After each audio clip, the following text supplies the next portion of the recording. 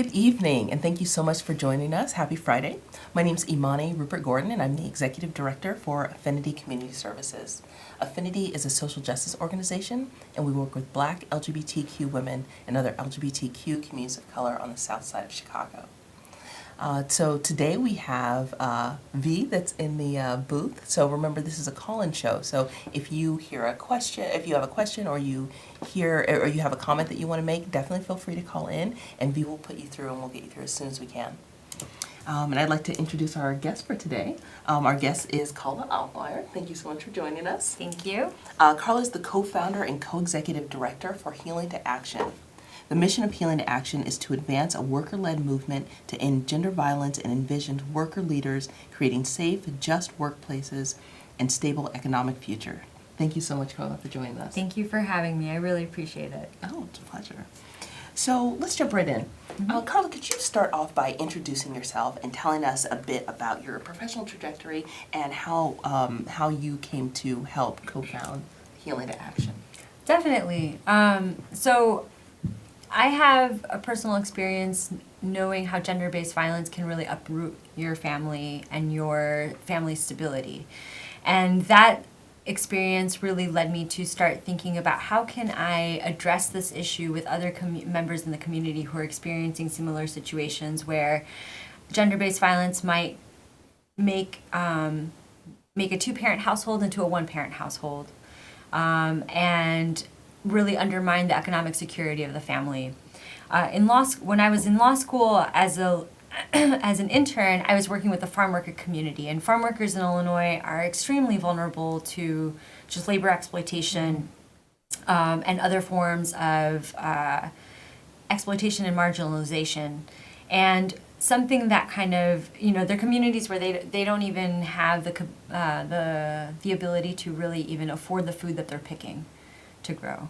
Sure. And one thing that I saw that was happening was that there was actually a significant amount of sexual assault and gender-based violence that was happening in those workplaces. And when I was thinking about back to my own experiences about living in a home with a single mother, and then really seeing how a job is really the only way to move forward from those situations, and in that job you're experiencing that kind of barrier and also just violence, that really made me think, well, there's got to be something else we can do to address this issue. And I mean, survivors of gender-based violence have access to legal services, they have access to counseling, but the thing that people are really missing are being able to have community support.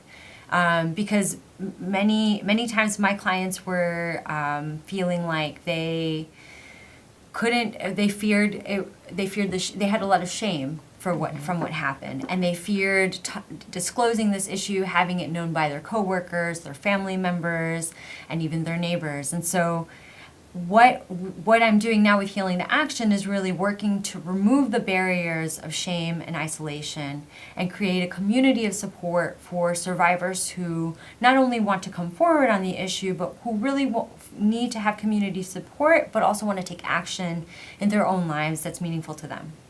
Lovely. Thank you so much for sharing all of that. I wonder if you could share a bit more about specifically what Healing to Action is. What do you all do there, and what informs your work? Yeah, so Healing to Action is a nonprofit organization, and it's based here in Chicago. And our mission is to build a worker-led movement to end gender-based violence. Now, what does that really mean? Well, when we're talking about workers, we're actually thinking about workers. We actually consider a lot of people workers, people who are working in maybe low-wage jobs, people who are maybe locked out of the labor market as a result of either domestic violence or maybe because of a disability, but people whose labor ultimately doesn't give them the economic security that they need in order to move forward in their lives. Gotcha. Thank you so much. It looks like we have a caller too. Caller, why don't you come through? Good evening. I'm in the workplace, and I don't call the name of the place. I wonder sometimes in terms of violence that it may not sometimes have anything to do with gender. It may have something to do with generation.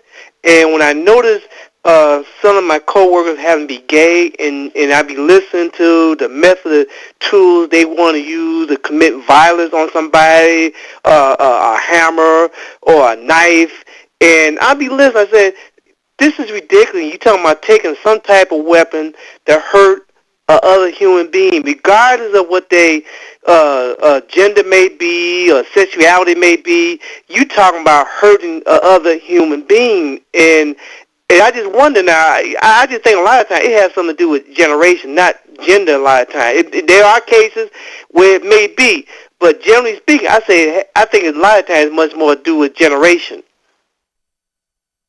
Thank you so much for your thoughts on that. I don't know about that particular situation, and yes, there are many reasons to act violent against a person. Something that we've seen though is that when we're talking about when I'm using the word gender-based violence, I'm usually referring to something that violence against a person because of their gender or because they don't fit into what we consider what that gender norm should be. Or what that person should be acting like. So sometimes it is a generational thing, right? Because maybe different generations believe that we should be acting one certain way in according with the gender stereotype or norm that's out there, and then other people think that that's they might be upset by that, and then they might act by beginning to threaten or beginning to even saying comments like comments that would really lower the self-esteem of the individual who is maybe not fitting into whatever idea of gender that person should be. The way how we think about gender-based violence is pretty broad. We do think about it's beyond just sexual assault or rape. It really comes down to verbal violence or even emotional abuse or even intimate partner abuse. And something that happens usually in the situations is that it ends up being a spectrum of violence. So in many of the cases that we see, we usually hear when people do finally come forward, it's when things have gone really bad. And there's no other way to address the situation. But as you ask more about the stories, you find out, well, they made a comment at first, and then they maybe said something to me that made me feel like maybe there was something wrong with me because of my gender. And then that escalated into maybe some sort of inappropriate touching and ended up in some sort of violent act. So these situations are just important to really think about in terms of like, especially if someone is in danger, you do want to think about calling the police. And as the caller mentioned, this is a situation where it's escalated, or being able to at least make sure that that person has a safe space and that behavior stops immediately. Gotcha. Thanks so much for that, and thank you so much, caller. Yeah, we don't think any type of violence is okay, so thank you so much for everything that you said here. I wanted to ask you, and thank you so much for your definition for what gender-based violence is. Definitions are important and vocabulary is sometimes hard. I'm wondering, where does gender-based violence typically happen? How does that show up? Yeah, that's a great question. So gender-based violence can happen in the life of a person. It can happen at home. It can happen on the streets. It could happen in the workplace. What we're focusing on right now with Healing to Action is we're really targeted on gender-based violence that has an economic impact. So that's primarily involving gender-based violence that happens in the workplace or gender-based or intimate partner violence. And we do want to broaden that, but we are a new organization. And so we're targeting specifically gender-based violence that has an economic impact. Gotcha. Thank you. So why do you think that the work that you do at Healing to Action, why do you think it's important? Why does it matter? Well, I want to share a story that happened a few years ago when I was representing clients who were survivors of workplace sexual violence. I had a client who disclosed that she had been experiencing rape for many years in the workplace that she was at. she was a single mother, she was undocumented, and she had 3 daughters. And the thing that prevented her from actually going forward with any kind of case was the fact that she would have to tell her daughters what happened to her. And she felt so much shame, and she felt like she was responsible for what had happened to her, when in reality it was the supervisor. And I mean, many of us have been in might have been in situations where in the workplace we're feeling uncomfortable, maybe we have to ask for a raise, or maybe we're not getting along with a coworker. And sometimes that's a very lonely space because you don't know who you can trust.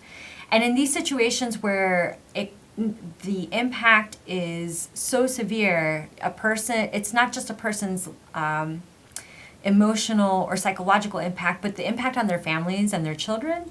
You really want to create a community of support that not only understands the issue, but can be true allies and be supportive of the person as they go through the process that they need to do to have power back in those situations. Gotcha. Thank you so much. I'm wondering if you could share, thank you so much for that story, and I'm wondering if you could share some of the work that you've done at Healing Actions, or anything that you are particularly proud of. Yeah, so a couple of the things that we're doing is, one, our focus is really building worker power in the community and making sure that workers have the tools and the skills necessary to not only support each other, but create their own solutions that they want to address gender-based violence in the communities in the way that's most meaningful for their community, for the communities that are there. And so one of the things I'm really proud of right now is the beginning of our leadership program. We're actually in the process of designing a leadership program that will provide tools and skills to people who want to become leaders on the issue of gender-based violence in the community. And right now we're actually in the process of designing that leadership program, and we're meeting with 100 to 150 workers across the city of Chicago to ask them, what should this program look like? What are things that you want to know? What are tools that you want to have to be able to then lead on this issue in your community? And I do want to say, there are so many leaders in our community already, leading our families, leading our lives, leading our communities. This piece of gender-based violence, though, is important to kind of add and support, because talking about gender-based violence is not an easy thing that'll just come up, you know? Even when we know it's happening, it's not something that people are never really sure on how to talk about it or how to engage on it. And so that's what we want to do. We want to be able to create opportunities where people can know how to talk about it with their community members, open up these discussions, and begin to break down that wall of shame that many survivors might be feeling. Gotcha. And so how would someone get involved with something like that?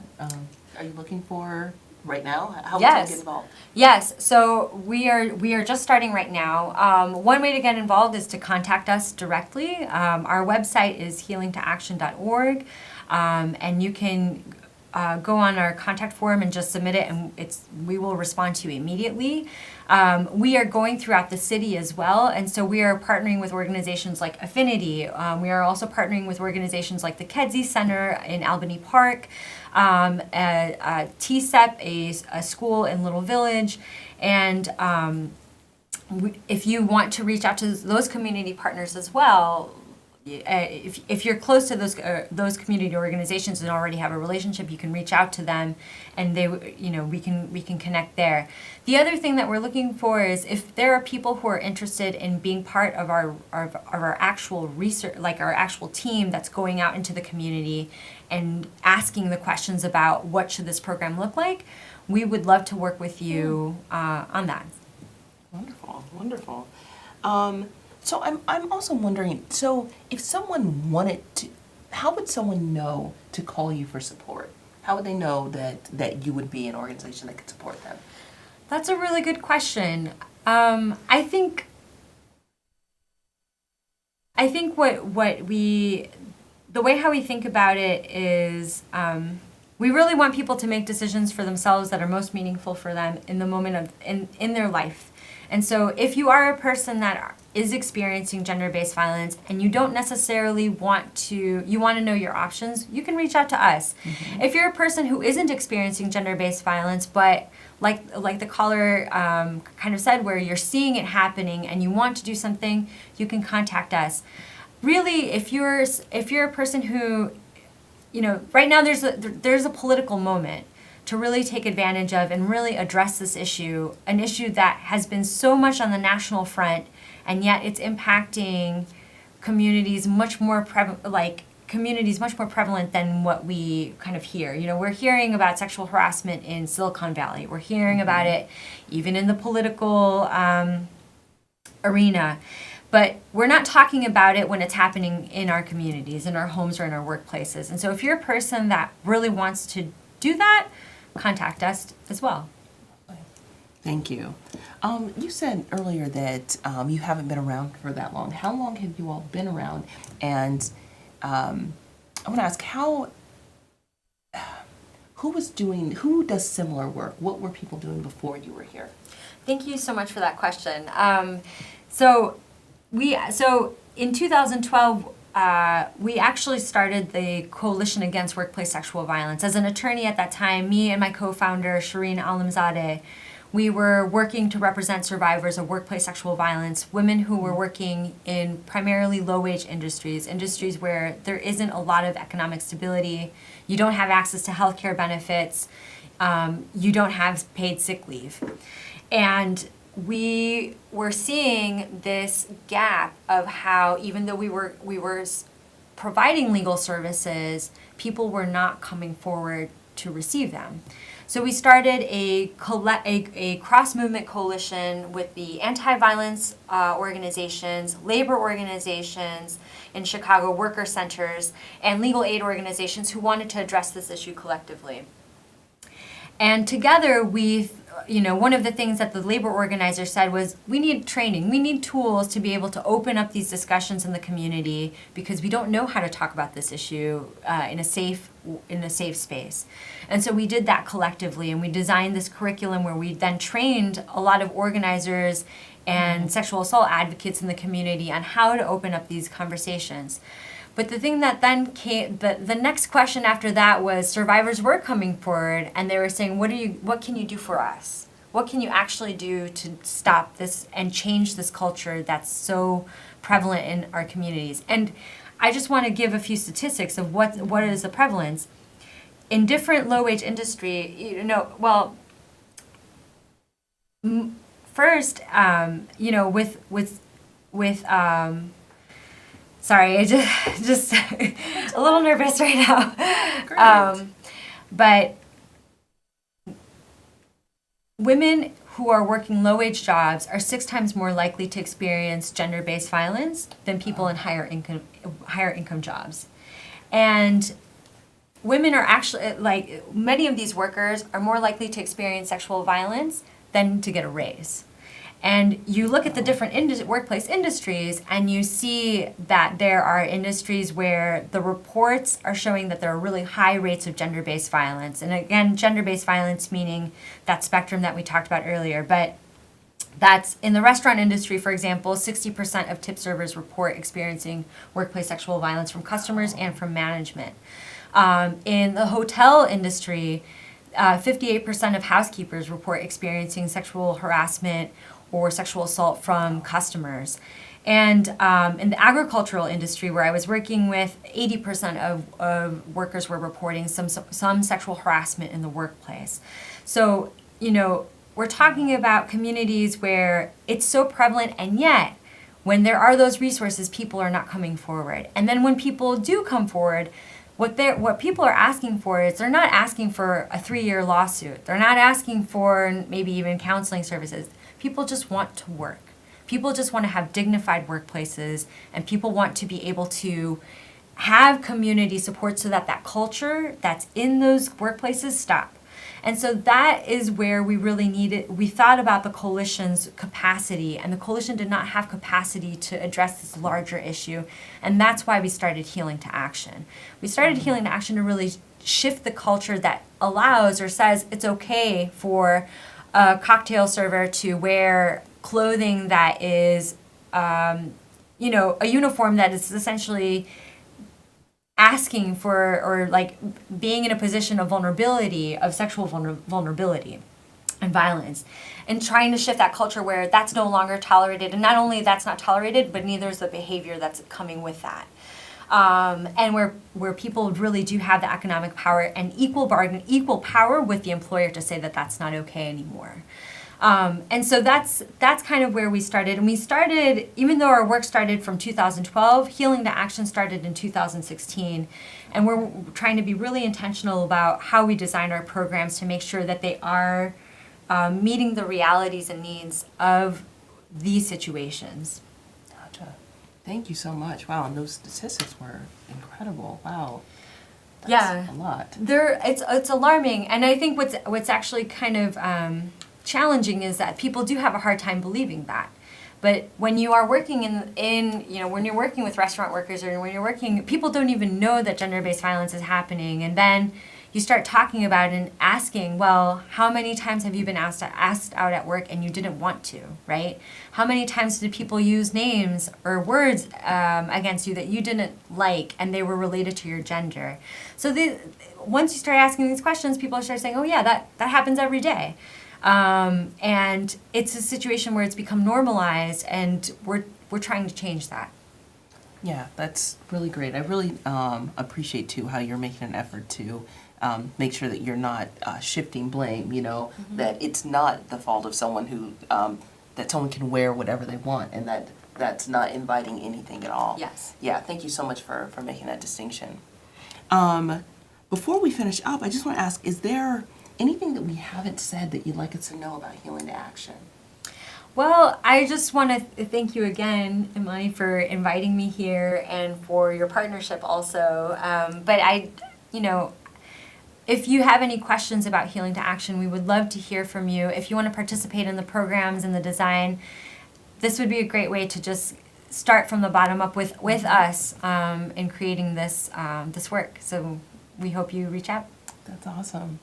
So if you're interested in finding out more from Healing to Action, you can contact them at healingtoaction.org. Carla, thank you so much for joining us. You've been absolutely wonderful. Thank so you. glad. Yeah, so happy your organization is around.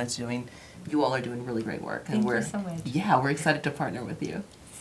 And so my name's Imani Rupert Gordon, and I'm at Affinity Community Services. If you'd like to find out more about us, we are at affinity95.org. And we're back the fourth Friday of the month. So hopefully we'll see you soon. Thanks so much. Take care. Thanks.